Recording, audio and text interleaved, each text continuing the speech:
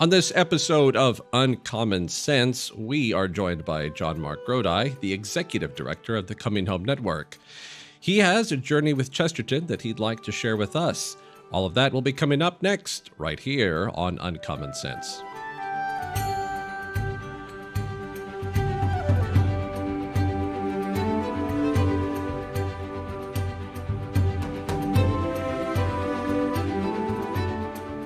Welcome to another episode of Uncommon Sense, the official podcast of the Society of G.K. Chesterton.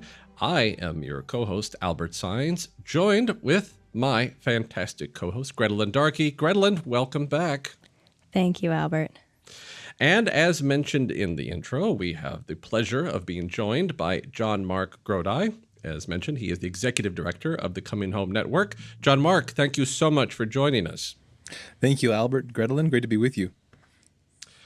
Well, we're excited because apparently, as we were told by one of your colleagues, you are a huge Chesterton fan, and we happen to love all things Chesterton here at the Society. But before we get a little bit into that, can you give our audience, for those who may not know who you are or anything about the Coming Home Network, can you give them a little insight into who you are and what you do? Sure thing. Thanks, Albert. Yeah, JonMarc Grodi. I'm married to my wife, Teresa, for about 12 years now. We have 6 children. We live in northwestern Ohio. My father, Marcus, was a Presbyterian pastor for many years and brought our family into the Catholic Church after a period of wrestling with his convictions back in the 90s. And so we've been Catholic ever since. And when he became Catholic, again, leaving his pastorate, leaving his ministry to become Catholic, he founded the Coming Home Network International, which is an apostolate founded to assist other pastors as well as lay people from Protestant evangelical traditions who are thinking about becoming Catholic. And so I've been working with my father in that ministry for many, many years now. This year is actually the 30th anniversary of the founding of the apostolate. And over the recent years, I've stepped into the role of executive director, as well as most recently, I've succeeded my father in hosting the Journey Home program on EWTN, where we interview converts and have them tell their stories of how they became Catholic. Congratulations. That's 30 years. That's quite an accomplishment. That's wonderful. Well, I'm sure that many of the listeners who have followed EWTN and are very familiar with the Journey Home are no stranger to your father and to his face and to the sort of the legacy that he sort of built for that show, and now you get to carry on that mantle, and that must be a great blessing for you to be able to sort of continue to share and tell these stories. It really is, and for many reasons that I didn't necessarily expect growing up. I think when I was growing up, I saw the surface of my father's work as just kind of the apologetics, and I was either going to be Catholic or nothing. Any of my intellectual doubts as a teenager didn't have anything to do with Protestant or Catholic, and so seeing the surface level of the apologetics, I wasn't super interested early on, but the more I worked with my father over the years, I realized that being at this crossroads, this place of meeting people at moments of conversion, is something I'm deeply passionate about.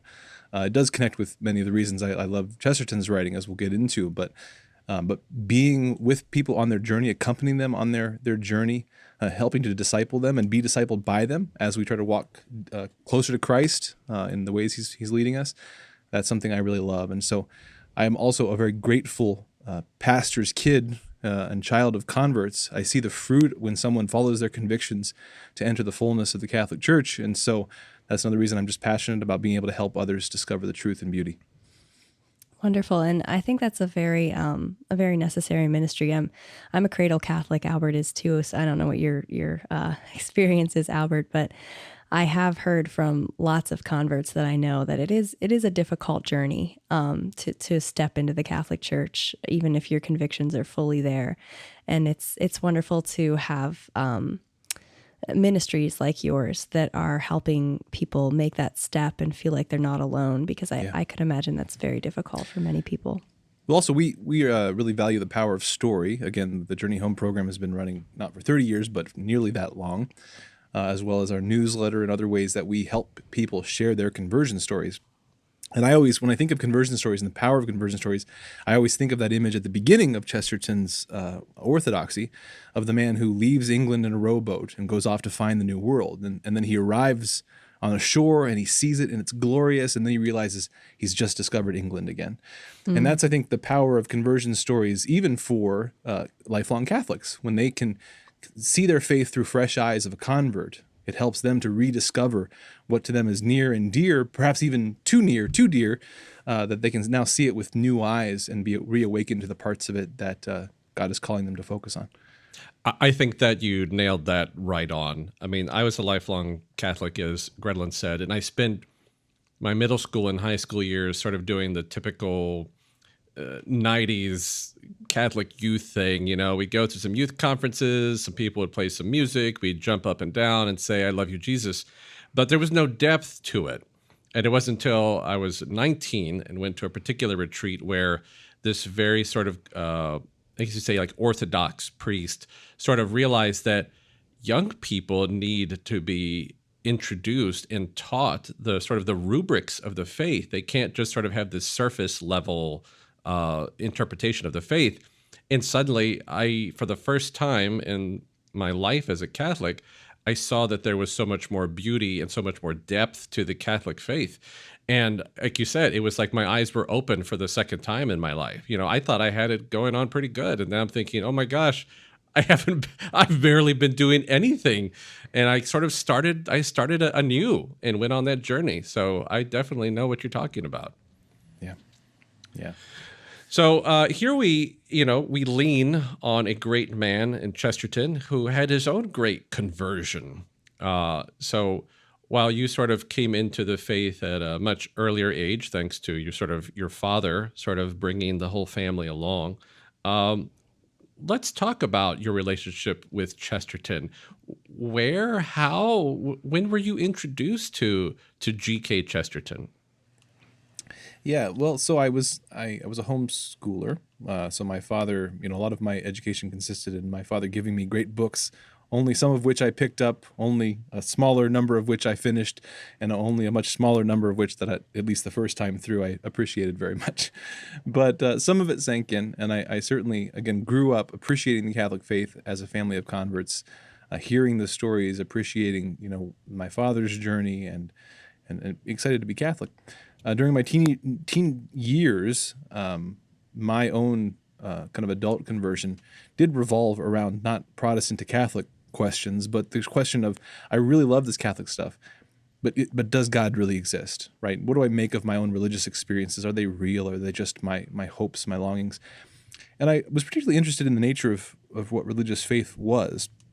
I would encounter some Catholics who, when I got down to it, what they told me about faith, both mostly by their deeds, but sometimes even by their words, was that what faith means is that, like, we like being Catholic and we hope it's true, but we won't really know if any of this is true until we die. And that was not a faith I was interested in.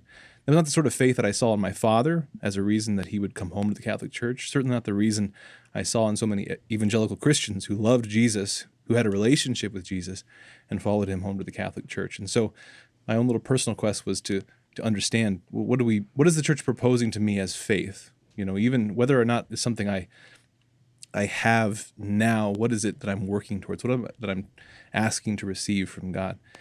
And so there were a number of years of getting into philosophy and reading the catechism and doing a lot of soul searching. And I eventually came around to my own relationship with God in the Adoration Chapel mostly. But somewhere in there, I began to appreciate Chesterton a lot more, because one of the things I realized is that after I'd satisfied many of my intellectual questions about God's existence and the rationality of faith, I realized that still, when you get down to it, there's a lot you can know about God, but then there's getting to know God himself, that a relationship is something different and it's approached differently.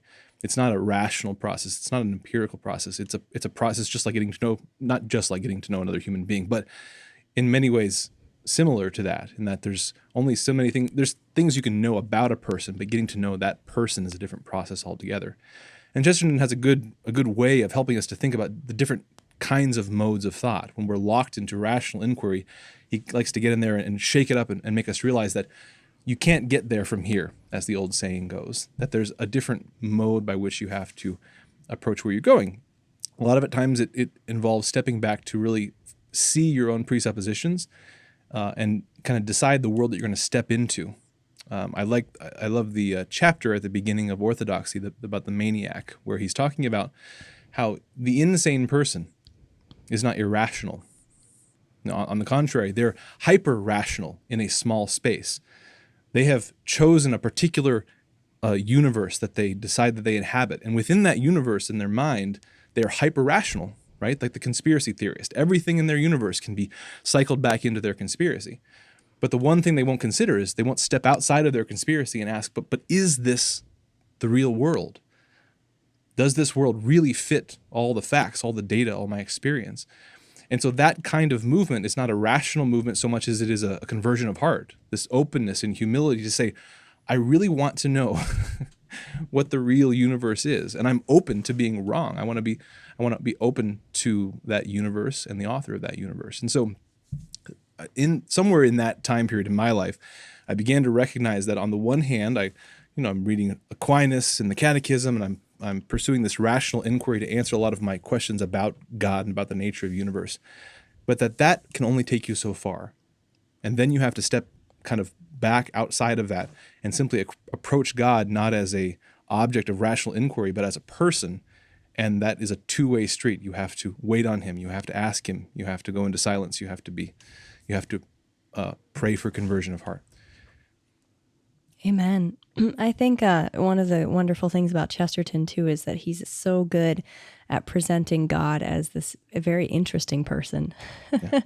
Yeah. We kind of, I think there's a lot of philosophies out there, Catholic, non-Catholic, whatever, that can present God as this sort of like big, boring dude in the sky that is just sort of out there. But Chesterton presents him as this wonderful person who really loves us so much. He wants to give us like presents such as the green grass or the blue sky, and in many ways, but at the same time recognizing the true godliness of God. I think Chesterton is excellent at that too, and just really presents this compelling and interesting character that is worth getting to know. Yeah. You recognize as you begin to get to know Chesterton in a variety of his works, whether his books on social inquiry or his novels or his poetry, you realize that you've encountered someone who, by virtue of their intellect, but more so perhaps by virtue of their heart, the kind of heart that this man has, that they're able to see things that you just can't see. And it's not because you don't have enough data. It's not that you just don't have the internet at your fingertips and you don't have enough information. It's that, no, his heart has a certain quality that allows him to see things that we can't see. His joy and his humility, I think, in particular, I was thinking about it this morning in preparation for this podcast, that one of the things I admire about Chesterton is, in his book on the heretics, right, with kind of say that in scare quotes, because he's talking to all his buddies, right, all his drinking buddies of his age, all these heretics, that he was able to be in such lively dialogue with so many people, so very different from him, because when he would meet people who had joy and humility, whether or not they were Catholic, he recognized friends in them.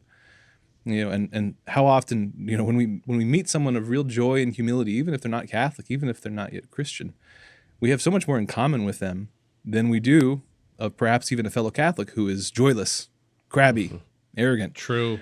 Yeah. True. So it's that quality of his heart that once we get a taste of that, we realize, oh, if I were to be able to have a heart a bit more like him, a bit more like his master, Jesus Christ, that I would be able to see the world much differently.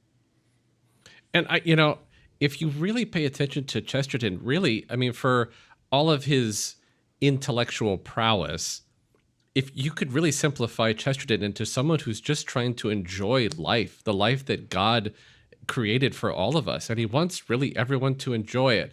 So while Chesterton may be heady and it may take 5 readings to get through one book, you could boil it down to say, hey, he's a happy guy, Yeah. who wants everyone else to be as happy as he is, because Chesterton can see through kind of all the muck and see like, here's where we're supposed to be, and you should be here too, because it seems really common sense to Chesterton, and Right. it should be common sense to the rest of us.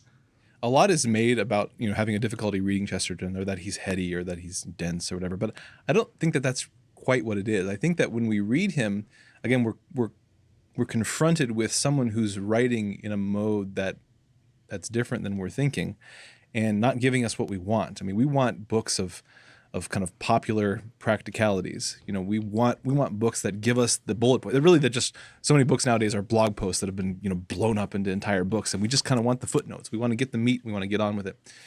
But I remember Peter Kreeft talking once about, he was sharing in one of his classes that Chesterton, I don't remember if he said it or when a student said it, but said that he plays with language the way a juggler would play with his juggling balls or something like that. And the student, and Kreeft was like, that's exactly right. And the student was like, I hate it. Right. And that's our experience. We're coming in and we're again, like that previous example, we're joyless and crabby and we want the point. Whereas he's already having too much fun, right? He's playing with language. He's enjoying, delighting in God and God's creation. And it's not until we can kind of give in and let ourselves go into that then we fall into step with his reading, because it is not primarily a merely intellectual exercise of just kind of getting to the point. It's enjoying it. It's delighting in it. And so again, that's not an insignificant point, because again, he pushes us to recognize that we can't get there merely as an object of rational inquiry. This is about a relationship with a person, the Almighty God. And so it's only by a change of heart, not just a change of mind, that we can come to know him. It's kind of a reminder, too, that not everything needs to be practical or even should be practical. We kind of, again, like in this day and age, we're always looking for sort of the very practical, like you said, the bullet pointed. Yeah. but he says, enjoy it. Have fun with it. Yeah, I love one of my favorite terms and phrases in Chesterton is actually, his idea of the unpractical man in What's Wrong with the World, which is one of my favorite books of his. Because when we say practical, and he talks about practicality in that book, they're often very, very different. When we think of practical, we're not thinking of what he's saying. I love in that book, he points out that when things go wrong, right, you don't need the practical man in the first sense of the person who's just going to focus on continuing to do things even though they're broken. You need the unpractical man, the theorist who steps back and asks, why are these things here? What are they for? Where are they going? What is their telos? But then, to take it a step further, it's only that unpractical man that can be truly practical. He says, I don't think I wrote it down here today, but only, I don't have it here, but only idealism in this sense is truly practical, right? And only that person can truly be practical because he knows what things are and what they're for. He's able to make progress forward. So I think we dither around in a lot of false practicality in our modern world because we don't know where we're going. But once we're able to step back with Chesterton and see the point, then we can go back to being practical in the most eternal and efficacious sense. Beautiful. Yeah, I heard it once. Someone said, and I don't remember where I heard it, but said that those who say that they know God really well are kind of out of line. But those who say, I don't know God, like I'm incapable of knowing God, know him better because they understand God's greatness. So it's sort of like those same lines, like those who are impractical end up being the most practical, because you need to sort of open yourself to the vastness of God and everything. And if you try to just say, oh yeah, God's right here and I got him, well, you've sort of put God in a box that he doesn't belong in. And Chesterton sort of does that with when he comes at the faith. Like, the faith does not exist in a neat little box for Chesterton. It is much bigger. It's much grander than what we, with our practical minds, try to do to the faith. Right. Yeah, and again, in that section, he's talking about how we, this idea that you would side with victorious ideas or something like that. You don't know if something is efficacious or victorious until it's done. But to decide a course of action before it has already occurred takes an idealist. In other words, the question is what is right and wrong, not what is effective or victorious or popular. That's always looking at something after the fact. But for a man of action, he says, there's only idealism. And it harkens back to him talking about progress when he says, what are you progressing toward, essentially? It takes kind of an ideal to get to the right place. So, JonMarc, you have a really great grasp of Chesterton. He's a part of your library. I don't know how many Chesterton books you have, but I'd like to assume you have a fair amount of them. But can you tell our audience how exactly Chesterton plays a role in your life? Like, you sort of told us how you sort of came to discover him, and he's, you've read him over the years, but how is Chesterton a part of your daily life? Well, so I described kind of the first stage of life in which I began to get back into him, but really, when he really became a favorite and a living source of practical wisdom was when I got married. And my wife and I, as newly marrieds, trying to figure out married life, the married relationship, parenting, being poor in a small apartment, and all the rest of that. For whatever reason, I began to pick up Chesterton at that time because one of the things that was striking us, again, I can't remember the reasons for it at this time in life, but one thing that was striking us was that we had a very comfortable American Republican Catholicism, and a lot of the assumptions we had about our time and our money and our relationship and the upward mobility and the American dream that we have were not specifically Catholic or Christian. They were simply just American, and that doesn't necessarily mean that they're wrong, but we realized that we had a lot of unexamined assumptions in our lives. And so as we began to dig into family life, I was very intrigued by Chesterton's distributism, this notion that whatever system of society and government you have, the metric by which to know whether it is healthy or unhealthy really comes down to whether more people have 5 acres and a cow, whether more families have freedom and space and ability to be creative and to pursue the good and the good life. And so there's many ways perhaps to achieve that. That's a great debate for bigger thinkers than myself. But the point is, that's the metric, not GDP. Not many of the metrics that are put out there. Simply, are more families able to pursue happiness and holiness together? That's really the metric. And so that really captivated me, that vision of family life, both in terms of thinking on the societal level about economics and about politics and all that, but even more so over time, really, even just within the church, this sense of the vocation of family life, that this positive vision of the family, not as this thing to be dutifully endured, perhaps, but the real action is out there, in the marketplace or in the business world or even in the church. He does a great job of turning that on its head in so many of his works and showing that family is the high point of civilization. That's the thing for which other things exist. The individual is too small, but society is too big. The fundamental institution is the family. That's where people are brought into the world. That's where they're cherished. That's where they're taught to love and where they're loved. There's a great chapter in Heretics on, I think it's called On Certain Modern Writers and the Institution of the Family. He talks about the clique and the clan. He contrasts those two notions.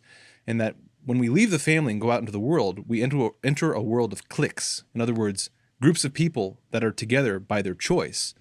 You get together with other people who think similarly politically or think similarly because they're in similar hobbies or they have a similar temperament. But in the family, it's a little bit of anarchy. You don't choose your brothers and sisters. You don't choose your father and mother. You're simply born into it.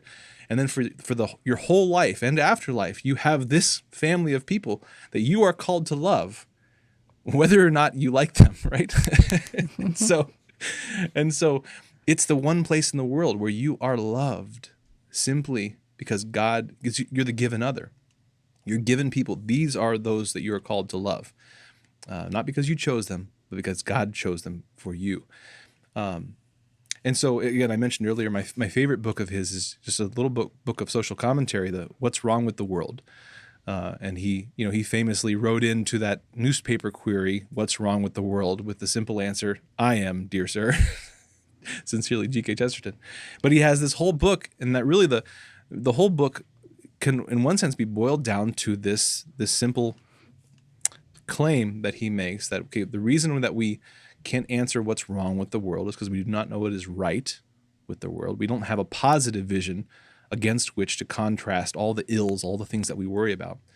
And the primary image, the positive image that he puts up as the thing that we're to ask questions about all these social ills and all the problems in the world is the image of the family, the happy husband and wife and their children in their little home, their little 5 acres and cows, and whatever shape that takes. But that institution Actually, no, I'll read. I did put this quote down. He writes, "I take then this one institution as a test. As every normal man desires a woman and children born of woman, every normal man desires a house of his own to put them into. He does not merely want a roof above him and a chair below him. He wants an objective and visible kingdom, a fire at which he can cook the food he likes, a door he can open to what friends he chooses. This is the normal appetite of men." And again, he elaborates a lot in the first part of that book on that another phrase I like of his in that first part is that property is the art of democracy. That for most people, like everyone's called to be a creator in image of God. You know, God creates out of nothing. We create within limits, as he said. But the normal art of most human beings is not, you know, painting or sculpting or these high arts. It's the property. It's their home. It's their family. And so, you know, husbands and wives, they come together and they have this great canvas of their family and their home to make a beautiful masterpiece. And there's not really other art that's as important as that one. And I think that's a vision that's even in the church with all of our talk is often lost. Like that's the adventure. That's the masterpiece. That's the art that most of us are called to. And if that's all the art, if that's the best art we ever make, that's a life. And so I love the vision he paints in the beginning of that book and throughout many of his works of the family as this fundamental human institution, this fundamental vocation, this fundamental adventure. That's really the high point. That's really that we're called to.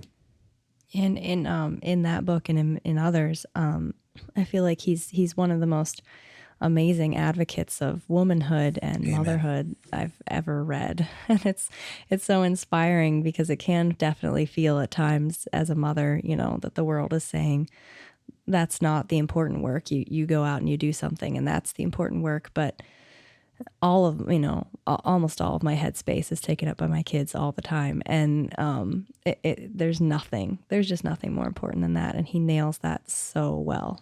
Absolutely. I think it wasn't Chesterton, but Lewis who has that quote about the homemaker is the ultimate vocation, and all other vocations, or maybe it says professions, exist to serve that one. And again, that's what Chesterton writes about, you know, par excellence throughout all of his writings. That it's not that we make a home and a house to like as a kind of a holding pattern to get out there to the real world. No, the home is the real world. Family is real life. That's where real life happens. And then you go out and you start a new one. But that's the real life. That's where real life, that's where real art happens. That's where real love happens. That's where people are loved simply for who they are. That's where they discover who they are. That's where they discover God. The family is where that happens. And so, again, if men and women are, even Catholics, are getting married but missing that fundamental adventure, then they're spending the rest of their life trying to figure out, why is this not clicking? Why am I feeling unfulfilled? It's because that is the primary adventure and vocation that you're called to. Amen. Yeah. Yeah. And, you know, I'm going to paraphrase it a little poorly, but I mean, John Paul II, right? He was one that said, where the family goes, so goes the world. I mean, I think that was pretty much it. I mean, and it's got to start there. It has to be the nucleus, you know, like without that, it's just not going to go the way that God intended it, you know. And we see that. Yeah. I mean, we see that in our society today. We don't have to try to beat around the bush. It's just we can see how that doesn't work out when we take family out of the equation, when we take that very central, that very important, you know, marriage bond and the kids. When we disrupt it, it just hurts society.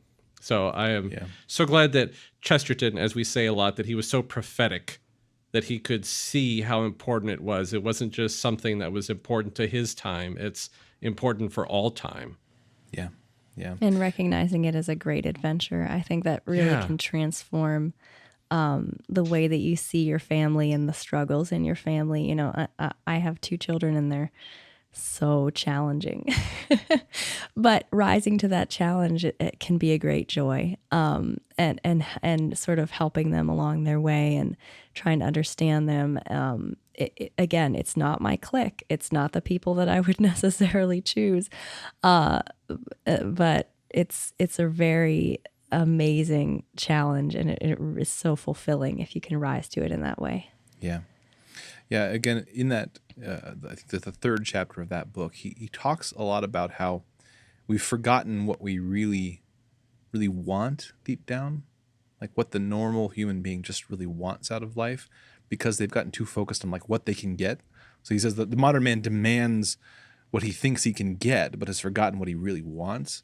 Mm. And a lot of this, again, we begin to let the world shape what our family life, what our home life, what our marriage, what our relationships look like, and then we find them really dissatisfying, and then we turn outward to try to find fulfillment elsewhere. But this is where, again, spiritually as well as practically, civically, politically, economically, we have to push back on that and say, no, I'm going, like, what do I really want? I really want my homestead with my wife and a whole bunch of kids and my friends over, and I want to have parties with them and I want to pray with them. Like, that's what I want. I want a big life. Like, that's what people want. And that's where all the adventure and the romance and even all the, it's funny, you could probably do a study of even a lot of the real twisted modern values out in society and trace them back to an unfulfilled desire for something in the home and family.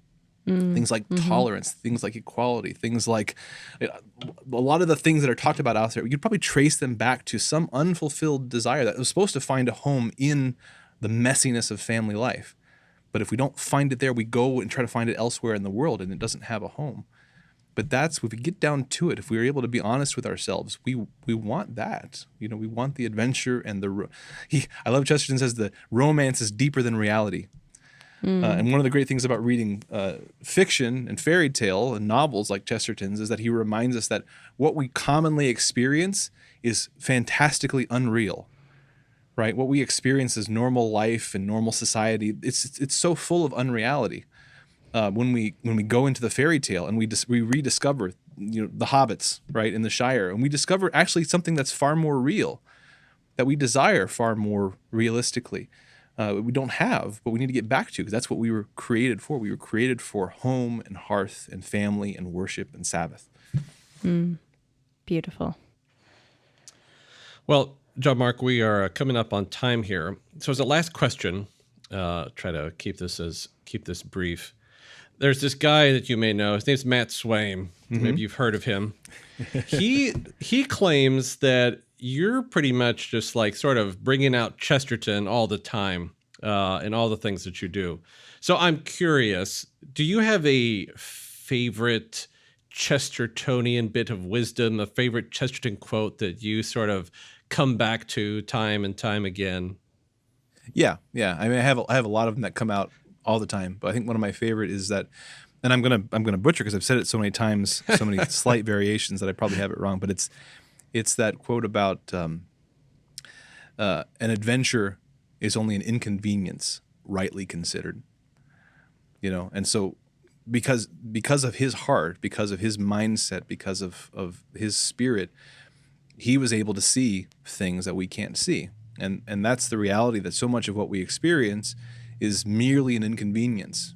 But it's not because that's what it really is. It's because that's all we can see. That's all our heart will allow us to see. But if we get our heads right and we get our hearts right, we see that it's all an adventure. Nothing happens outside of the providence of God, whether by his indicative or his permissible will. And so everything we experience is for our good.